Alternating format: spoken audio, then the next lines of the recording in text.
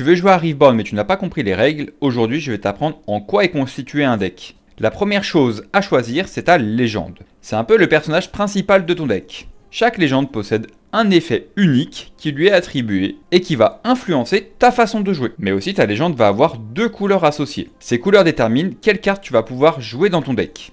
Pour accompagner cette légende, tu vas jouer un champion. Le champion porte obligatoirement le même nom que ta légende. Par exemple, si tu joues Diana comme légende, tu vas devoir jouer un champion qui s'appelle Diana.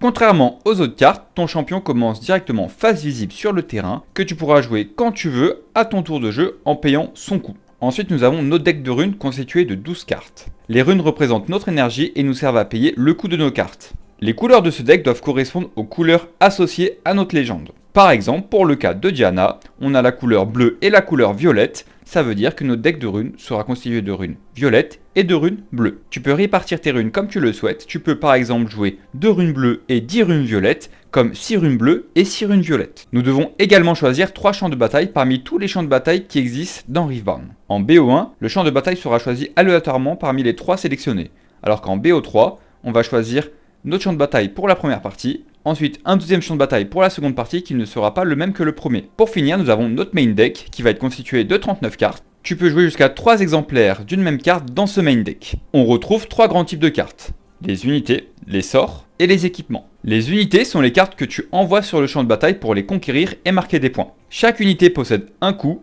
une puissance et souvent un effet. Pour jouer une carte, tu dois payer son coût en utilisant tes runes. Une rune utilisée est épuisée pour le tour. Certaines cartes demandent également de recycler une ou plusieurs runes. Pour cela, il te suffit de prendre une rune sur le terrain et de la placer en dessous du deck de runes. Tu as le droit de recycler une rune qui est déjà épuisée. Détail important, la puissance d'une unité est aussi ses points de vie. Une unité avec 4 de puissance inflige 4 points de dégâts, mais elle possède aussi 4 points de vie. Les sorts, eux, déclenchent un effet immédiat puis partent dans la défausse. Enfin, les équipements restent dans votre base une fois joués et vous permettent d'obtenir des effets permanents ou d'améliorer vos cartes durant la partie. Maintenant que ton deck est prêt, il reste une question: comment se déroule concrètement un tour de jeu? On va voir ça dans le prochain short.